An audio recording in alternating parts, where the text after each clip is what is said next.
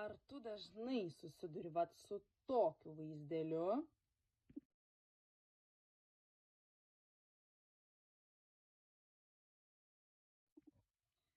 Iš ties tai nenuostabu, nes su pleiskonomis tikrai susiduria gana dažnas žmogus.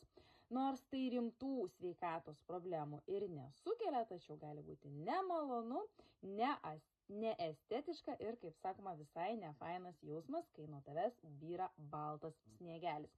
Siūlau tau išeiti itališką šampūną, kuris turi visus reikiamus ingredientus, padedančius kovoti su pleiskonomis, tinka netgi psoriazės gydymui ar seborėjinio dermatito.